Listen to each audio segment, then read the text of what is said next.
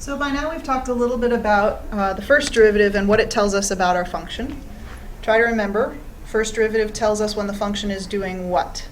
If the first derivative is positive, if the first derivative is negative, what does that tell us about our function? We can also use derivatives to talk about concavity of the function, but first let's just kind of think about concavity and describe what you see in this function, pictured here in the graph. Describe the concavity of the graph. Look at where it changes. Is there something going on in terms of slope of this function that happens at the place where concavity changes? So think for a minute about that. Press pause. So looking at the graph, we can see that we have a graph that is concave down for part of it and concave up for part. So somewhere over here, our graph must change concavity. I'm going to look at just slope for a minute. The slope here is positive and decreasing until we get to a slope of 0, then negative and decreasing. But somewhere along the line, we change to negative but increasing, right around here, because we end up with a slope of 0 again. To get from a negative slope to a 0 slope, we must increase. We have positive slope here that keeps getting bigger, so again, our slope is increasing. So somewhere between where slope changed from decreasing to increasing, we have a change in concavity. And that's what we're going to look at today.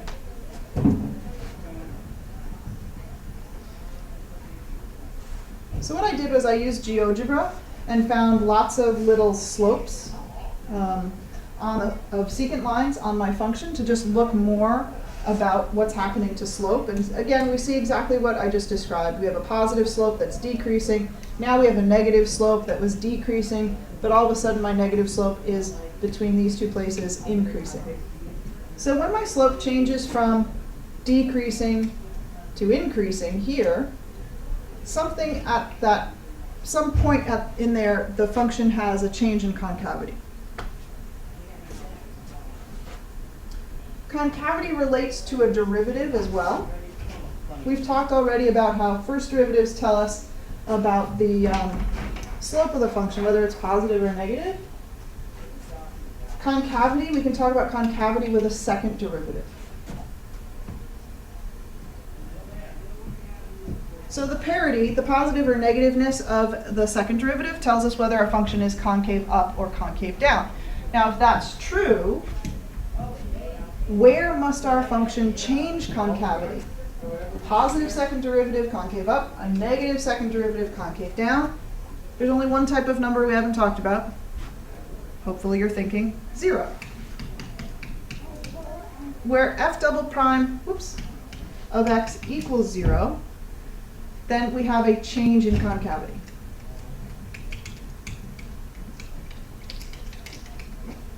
This point, this x value, so where this occurs, this is called an inflection point. We had critical points for first derivatives, and now we have inflection points for second derivatives. So let's practice a little bit. Go ahead and find the x values where this function, f of x, changes concavity. Press pause, and then check in for the solution. So if I'm looking for a change in concavity, I need to find the second derivative. I found my second derivative, and then I need to set my second derivative equal to 0 and solve for x. Those x values I get are the points of inflection where my concavity changes. Hi, Doc. Hello, hello. So I gave you a second practice problem. Go ahead and press pause and try this one, then check in with the solution. So here, I gave you the fact that we have a critical point. But now I'm asking you something different. I'm not asking for a change in concavity. I'm asking whether this is a max or a min.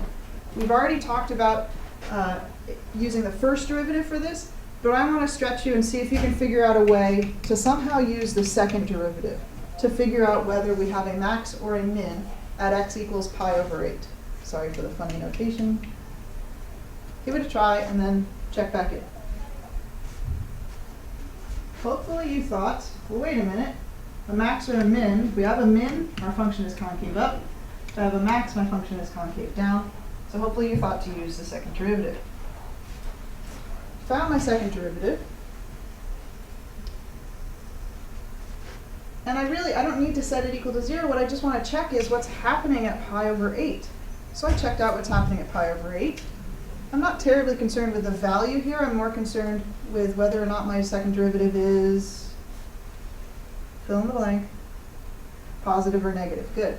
Since my second derivative is negative, my function, since it has a critical point at that place, it has a local max, because my function is concave down. So far, so good? Excellent. Mean value theorem. This is a lot like the intermediate value theorem, just stretches the idea a little bit further. So think about how you got to school. At some point in your trip, if you came on the train and your average speed was 40 miles per hour, then is it possible or is it necessary or definite that at some point during your trip you traveled 40 miles per hour? What do you think and why? Similar question, but does this idea, does your answer also work for test scores, for example? If your average test score this semester is an 88, is it possible or is it definite, is it necessary that you scored an 88 on one of your tests?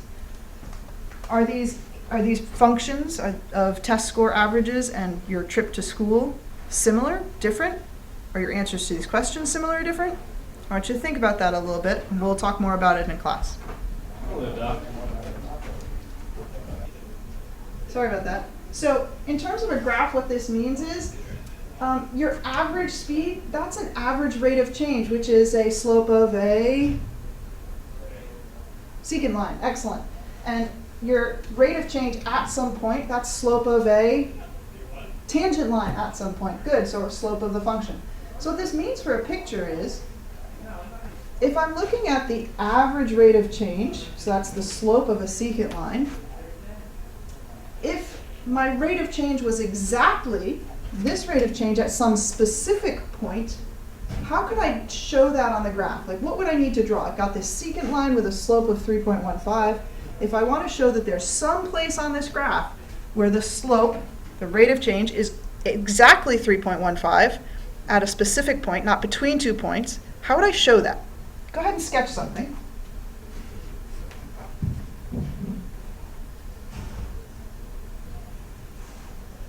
So what I did was I said, well, if it's at a specific point, I'm looking for a tangent line.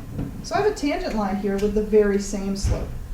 Okay? I happen to calculate where that was, and that's what we're going to be able to do. For now, I hope that in your picture, you just kind of made a rough estimate of a line that was parallel to your secant line and had the same slope approximately.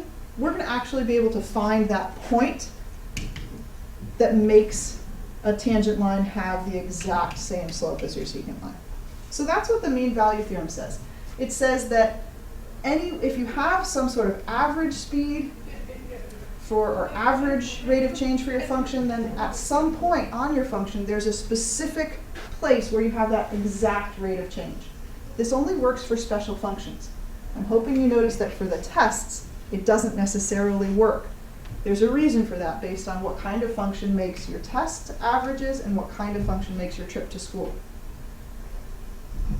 So, our goal at this point is to use that idea, the mean value theorem, and find the slope of where the slope of the function is actually equal to the average rate of change over a certain interval.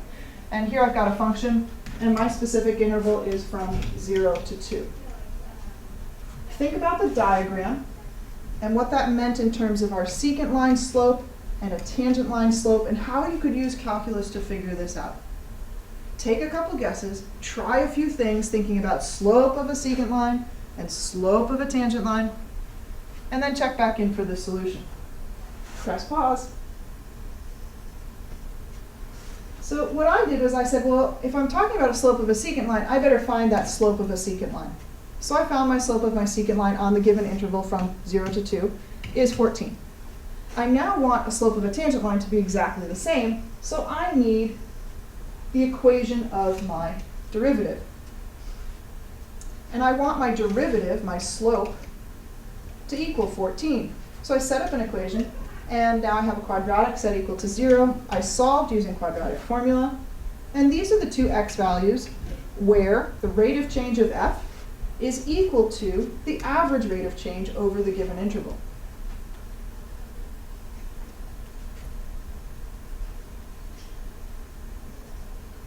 the last thing we can do, well, this is a very similar problem.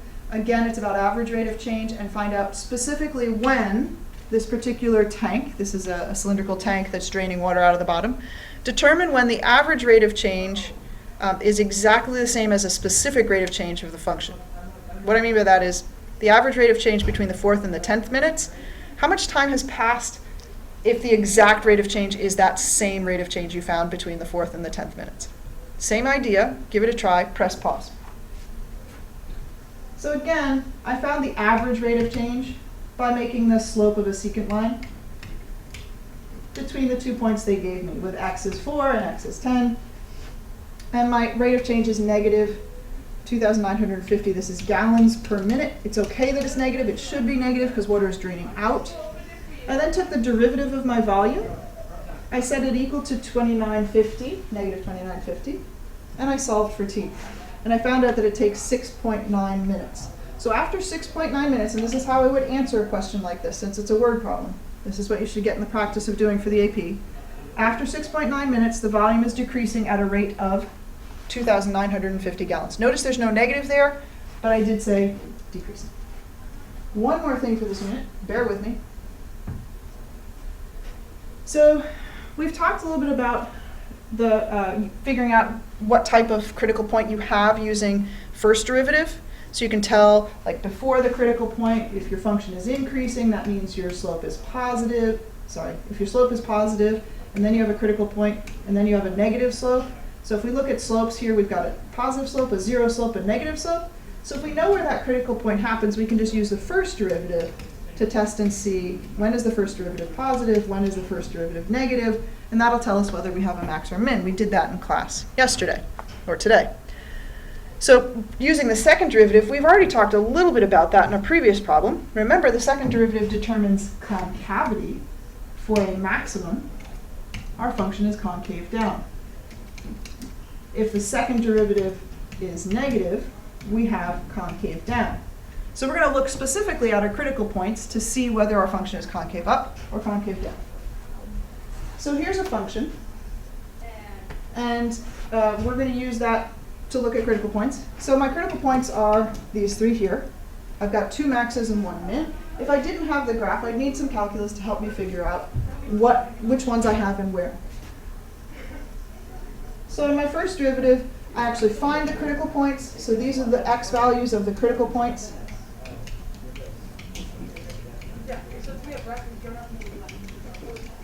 And then I use my second derivative, and I tested those values that I got here, each of them, in my second derivative to see when my second derivative was negative or positive, and that tells me if I have a max or a min. So I have a max at negative 3.79. I have a min, because my function is concave up here, at 0.058683, and then another max at the last point. That matches up with what we see in our diagram. A max, a min, a max. So you'll be using these in class tomorrow and in homework. Thank you for your attention. Hope it wasn't too goofy. Have a good night.